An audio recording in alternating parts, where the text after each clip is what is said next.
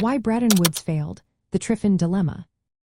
Imagine a world where a single country's currency becomes the backbone of the entire global economy.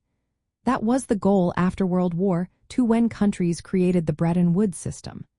It was designed to keep exchange rates stable and rebuild international trade. The US dollar was chosen as the main reserve currency because the United States had the world's largest economy and gold reserves. Countries could exchange their dollars for gold at a fixed rate of $20 per ounce. This setup depended on the U.S. providing enough dollars to meet global demand for trade and reserves. But there was a catch. The system relied on the U.S. running deficits to supply enough dollars to the world. These deficits meant the U.S. had to spend more dollars abroad than it earned.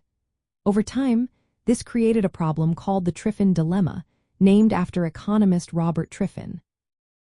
It pointed out a fundamental contradiction. To keep the dollar as the global reserve currency, the U.S. had to run deficits. But these deficits eroded confidence in the dollar's value and its gold backing. Countries trusted the dollar because they knew they could exchange it for gold. But as more dollars flowed out, the U.S. gold reserves couldn't keep up. This made other countries worry about holding dollars, fearing they might not be able to convert them into gold when needed. The more dollars the U.S. issued, the less trustworthy they seemed. By the late 1960s, the problem was obvious. Countries like Germany and Japan had accumulated large dollar reserves. The U.S. gold reserves were shrinking.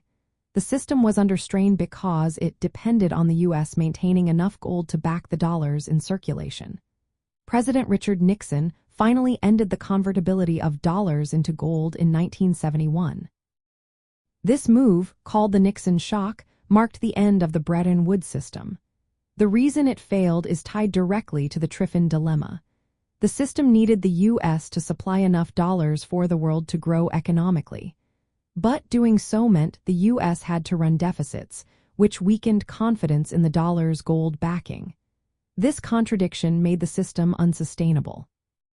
The collapse led to the current era of floating exchange rates, where currencies are valued based on market forces rather than fixed gold standards. The legacy of this story is clear. Designing a global monetary system that balances national interests with international stability is incredibly challenging. The Triffin Dilemma shows how a system built on trust and confidence can face serious problems when those foundations start to crack.